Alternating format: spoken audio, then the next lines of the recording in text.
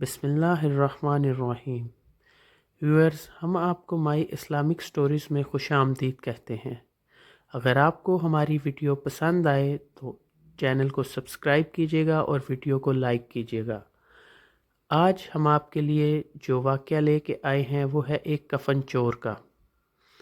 ایک دفعہ کا ذکر ہے، ایک اندھا بھکاری تھا جو اپنی آنکھیں چھپائے رکھتا تھا۔ اس کا سوال کرنے کا انداز بڑا عجیب تھا۔ وہ لوگوں سے کہتا تھا، جو مجھے کچھ دے گا میں اس کو ایک عجیب بات سناؤں گا، اور جو مجھے زائد دے گا اس کو ایک عجیب چیز بھی دکھاؤں گا۔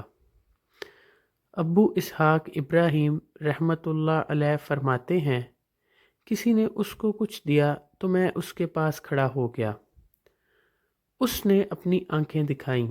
میں یہ دیکھ کر حیران و ششدر رہ گیا کہ اس کی آنکھوں کی جگہ 2 سوراخ تھے جس سے آر پار نظر آتا تھا۔ اب اس نے اپنی داستان حیرت نشان سنانی شروع کی۔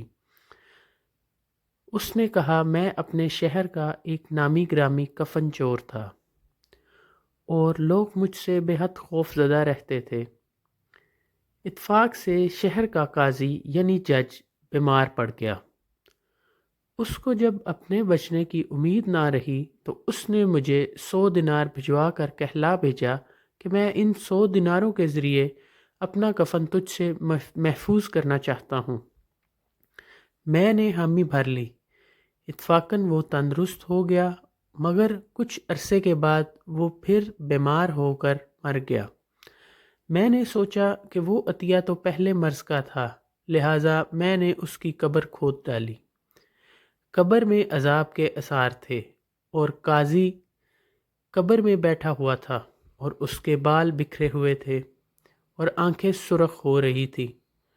اچانک سے میں نے اپنے گھٹنوں میں درد محسوس کیا اور اچانک کسی نے میری آنکھوں میں انگلیاں گھونپ کر مجھے اندھا کر دیا اور کہا، اے دشمن خدا، اللہ تعالیٰ کے بھیدوں پر کیوں مطلع ہوتا ہے؟ شکریہ۔ ویورز، ملتے ہیں اس کے بعد اگلی ویڈیو میں، تب تک کے لیے اللہ حافظ۔